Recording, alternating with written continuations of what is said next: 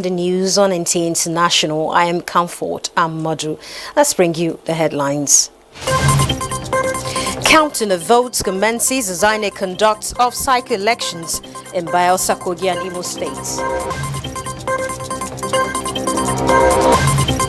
African Development Bank says more dynamic, resilient and empowered women top priorities as at the heart of its interventions.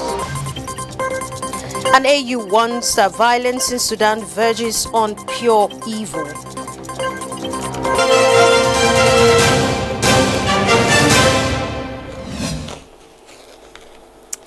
Welcome. Nigeria is currently holding its off-cycle governorship election across 3 states of the Federation, and counting and collation of results are ongoing in Kogi, Bayelsa and Imo states, where the off-cycle governorship elections are holding, as conducted by the Independent National Electoral Commission, INEC.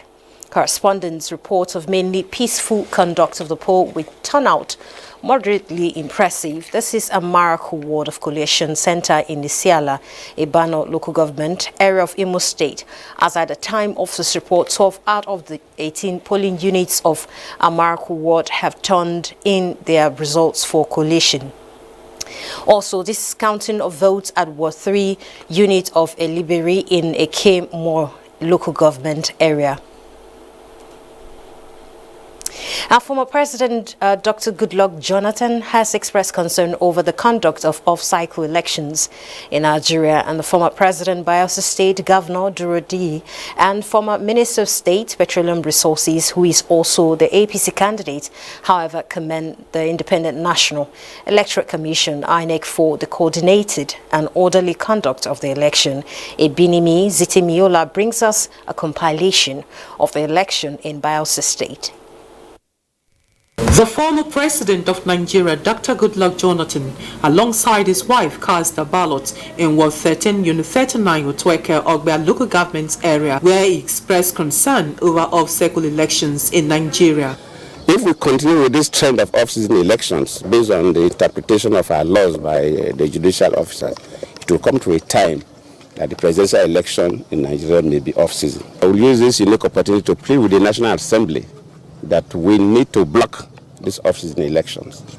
It's a very odd, it's not a global best practice. From Kolokuma local government area, the candidate of the PDP and incumbent governor, Doye Diri, commended INEC for the seamless process.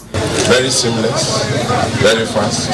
If it continues like this, I want to believe that INEC is improving on not only their facilities, training of the personnel and handling the process. Similarly, former Minister of State Petroleum Resources and APC candidate Temipre Silva speaks on the assessment of election after voting in his hometown, Okboma, in Brass local government area. So far, in my unit, things are going on very well. And around the state, we also are following, and there is a lot of violence. In some cases, it is believed by our people that we are running the election not against PDP but against security. But we are containing the situation. The election was generally peaceful in Bayelsa State, with sorting and counting on the way by the polling officers, and collation of results is in progress. Ebinimi Zitimiola, NTA News. INEC says senior officers deployed to Kogi State have been mandated to immediately investigate allegations that some result sheets were already filled with figures in some polling units in Kogi State. INEC, in its official Twitter handle, notes that the Commission views these allegations seriously and promises to communicate its decision to the public shortly.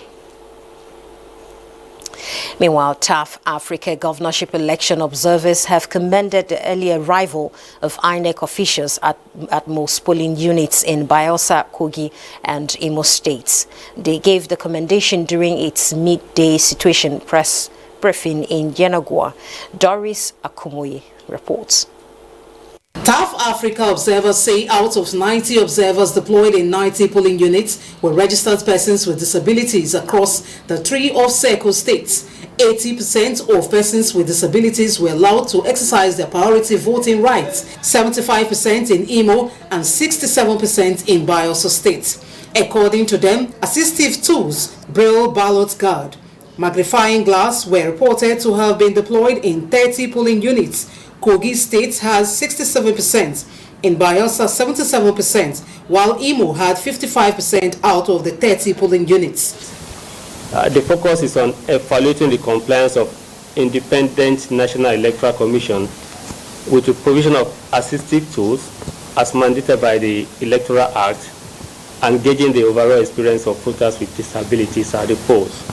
80% of persons with disabilities were allowed to exercise their priority voting rights in Kogi State, 75% in Imo State and 67% in Bayelsa State. Ikeduru local government area in Imo State. There was a heated disagreement and near violence seen between party agents due to public canvassing of votes and vote buying. They appeal to political parties to stick to their commitment to a peaceful election and work to prevent their supporters from engaging in violence. They commended the community of persons with disabilities for their show of strength and commitment towards the election. Inyenegoa Doris Akomonye, NTA News. The Court of Appeal sitting in Abuja has heard appeals emanating from the governorship election judgments of tribunal in Kaduna and Plateau states, with judgments reserved to a date to be communicated to parties. Judiciary correspondent Austin Anyebe reports. There are two appeals from Kaduna State, one by the PDP governorship candidate in the March 2023 election, Hashiru Isa, who praised the appellate court to invalidate Sani Uba's victory as affirmed by the tribunal on technical grounds.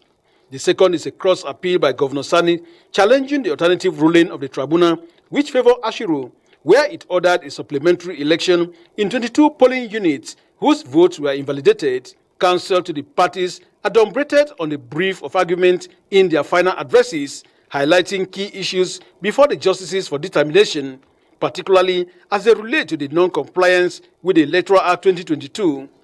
Counsel to Sani Uba, Bayo Ojo, Senior Advocate of Nigeria, urged the court to dismiss the alternative reliefs for a supplementary election in any polling unit in Kaduna State as granted by the tribunal.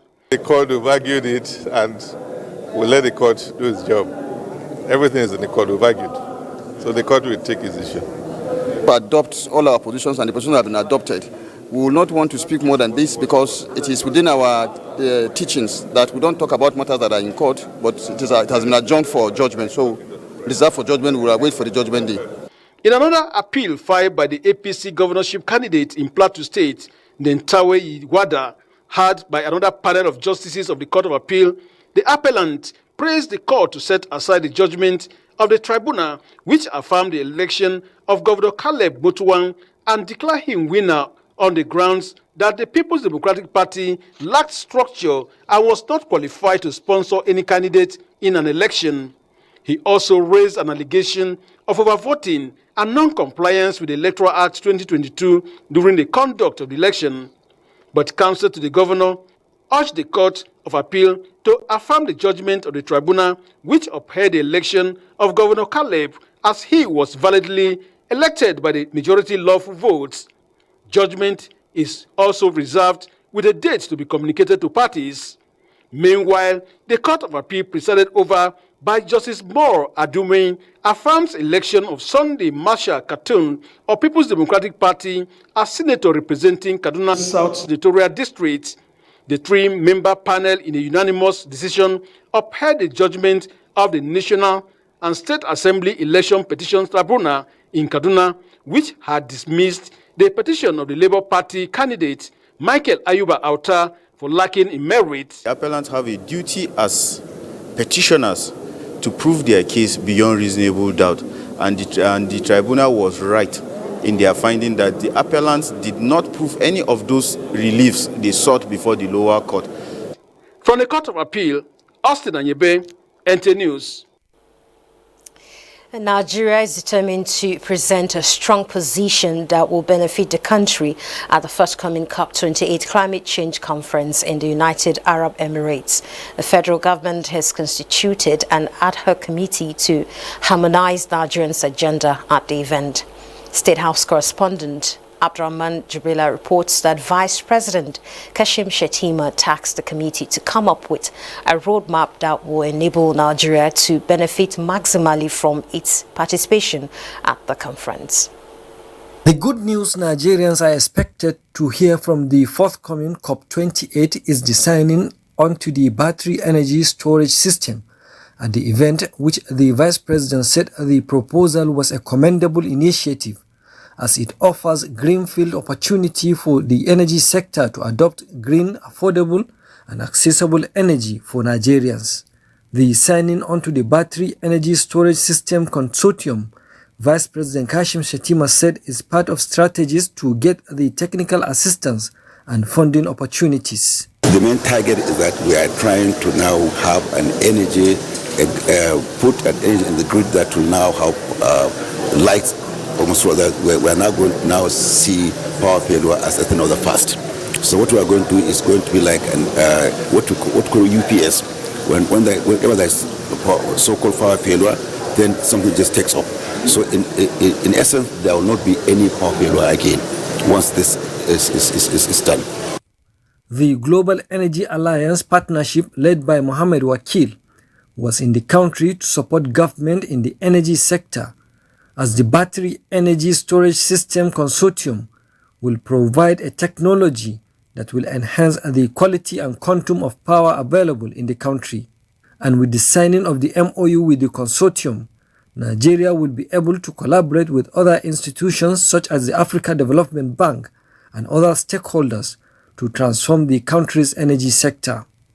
From the State House, Abdurrahman Jibrila. In Sudan, violence against civilians in Sudan is verging on pure evil, a senior United Nations official has warned. After nearly 7 months of war has left a wave of destruction, with at least half the population in need of humanitarian aid. The UN says it continues to receive unrelenting and appalling reports of sexual and gender-based violence and forced disappearance, arbitrary detentions, and grave violations of human and children rights, adding that the protection of civilians continues to be of major concern. Saying that the situation is horrific and grim, but frankly, we are running out of words to describe the horror of what is happening in Sudan. We continue to receive unrelenting and appalling reports of sexual and gender-based violence, enforced disappearance, arbitrary detentions, and grave violations of human and children's rights. What is happening is verging on pure evil. We have recently received disturbing reports about escalating violence and attacks against civilians, including what appears to be on an ethnic basis in Darfur. I will continue to call for all the parties to Sudan's conflict to abide by their obligations under international human rights and humanitarian law. Kenya's government has said it won't deploy its police officers to Haiti until all conditions on training and funding are met. Last month, the UN Security Council gave its approval for Kenya to command a multinational mission to combat violent gangs in the troubled Caribbean country. The report.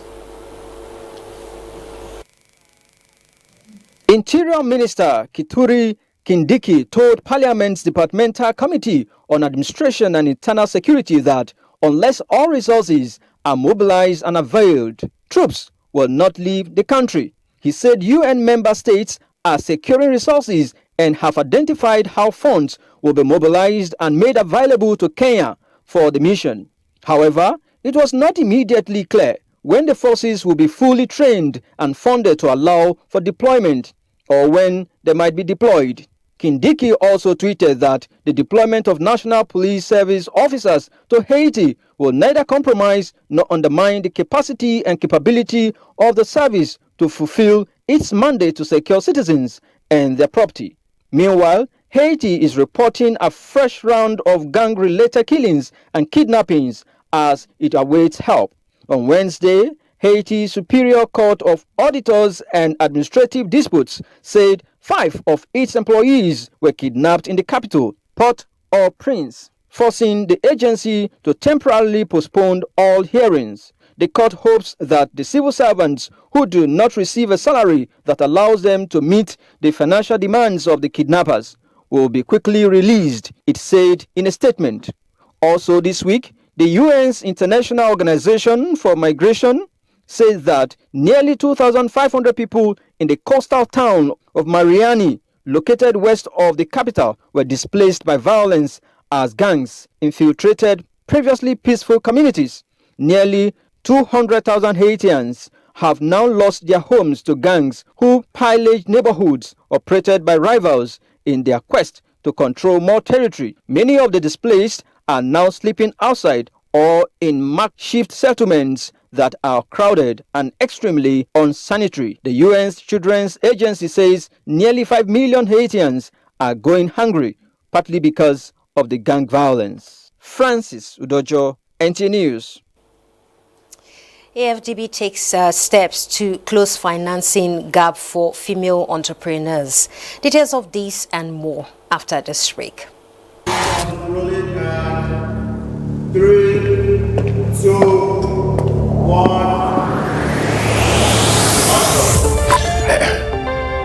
Hi. Hello. Can you see me? It's got my name on the cup. Hi, Africa Magic. I would like to say happy birthday. Congratulations to Africa Magic. 20 is a lot. I was shocked that it's only 20 years of telling stories of passion. Thank you for inclusion. Thank you for training me and raising me. Thanks for nurturing stars. Today, if we are loved and celebrated around the world, Africa Magic has played a key role in that. Happy birthday, Africa Magic. To the best of them all, we love you. Congratulations.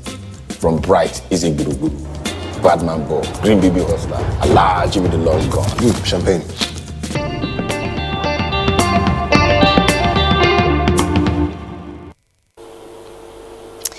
Welcome back. More dynamic, resilient and empowered women are one of the priorities at the African Development at the heart of the African Development Bank's intervention.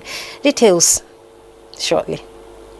To help achieve these goals, the continent's women leaders met in Marrakech on the sidelines of the Africa Investment Forum to hold discussions with a view to encouraging investors and financial actors to facilitate women's access to credit. Vice President of the African Development Bank, South Africa, Swazi Shabalala, said it is important to understand that women represent 40% of economic activities in Africa in terms of running their own businesses.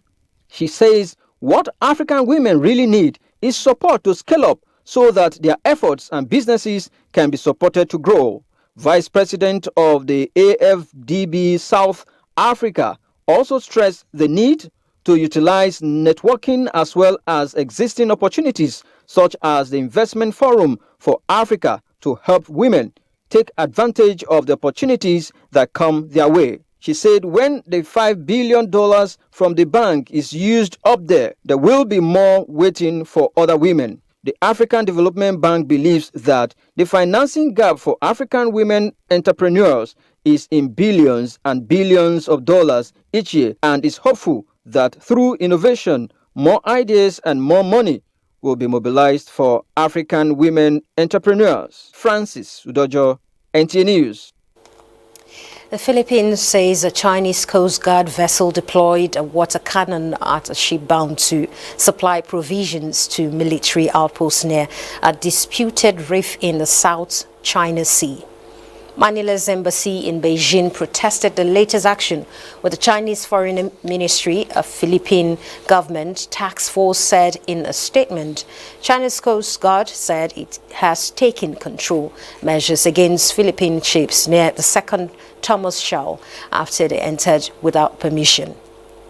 According to a separate statement, Chinese vessels recklessly harassed, blocked and executed dangerous maneuvers in another attempt to illegally impede or obstruct a routine resupply and rotation mission to Philippine ship. Syria Mida in Shaw, which is claimed by both countries. Manilas grounded the World War II era ship in Shaw since 1999.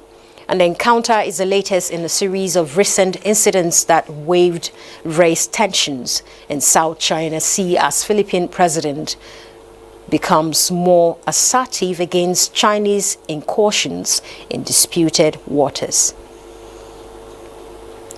NATO Secretary General Jens has accused Russia of demonstrating complete disregard for arms control after its withdrawal from the Treaty on Conventional Armed Forces in Europe earlier this week. During a joint press conference with German Defense Minister Boris in Berlin on Friday, the NATO chief said with this step, Russia has walked away from every major arms control treaty. He said the last pact regulating the number of nuclear weapons between the United Nations and Russia, adding that a few years ago, Russia's violations of the Intermediate Nuclear Forces Treaty rendered the treaty null and void. German Defense Minister reiterated Berlin's pledge to commit the percentage of its gross domestic product to NATO defense spending in 2024. He said next year Germany will invest 2% of its GDP on defense, and that will be planned out immediately. In response, he welcomed the increased spending, saying it has reflected Germany's responsibility and its leadership in NATO. Now, the treaty provided for limitation on the amount of military equipment and arms reductions by each political and military bloc. And to reduce lapses in the housing sector, engaging financiers, professionals, as well as state managers will help achieve the desired results. This, the Minister of Housing and Urban Development, Ahmed Lengiwa, says it is driving the force as government commits to encouraging more public-private partnership to reduce the housing deficit in Nigeria. Francis Udojo reports that the minister gave the hint while inspecting projects across the FCT. Project sites visited by the minister include 100 units of 1, 2 and 3 bedroom housing projects at Suleja and being developed by the Federal Mortgage Bank. Also visited is the prototype housing scheme of 232 units in Suleja, the Gwagwalada Federal Integrated Staff Housing Scheme, an initiative of the Federal Civil Service, and that of the Federal Housing Authority at Apo-Gusape housing projects. While some of the estates visited, like that of the public-private partnership with the Federal Housing Authority at Gusape, are at the completion stage with structural infrastructure in place. However, some at Suleja are at the verge of collapse due to neglect by contractors and subscribers as a result of different challenges. The price of cement is not the same. It was 2,000 and a little, today it's almost 5,000. The price of iron is still not the same. What we're going to do, the variation is unavoidable. We know that I used to come to office. Here. We have it on record. All you as supervisors, there's one guy that died. Alaka. We supervise the one in Kuje. The same time you supervise the one in Kuje, the same time you do this. You refuse coming to this side because you refuse to do the infrastructure. When you come, we'll keep on pressing you to do the infrastructure. That's why you abandon the site. Engaging parties involved to resolve grey areas and exploring the public-private partnership, the minister said, would be the way forward. What's important is now we want to take stock of all those abandoned houses. Then we interface with those owners of those abandoned houses.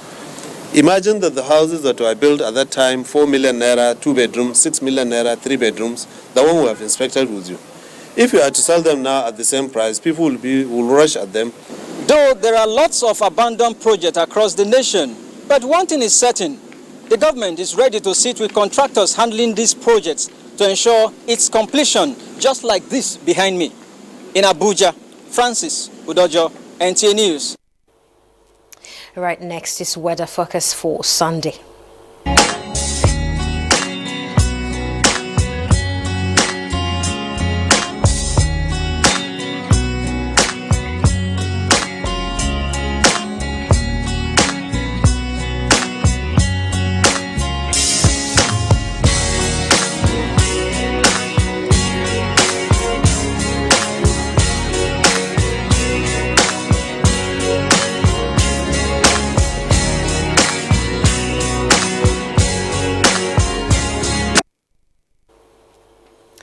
That's the news on NTA International. Many thanks for watching. I'm Comfort Amadu.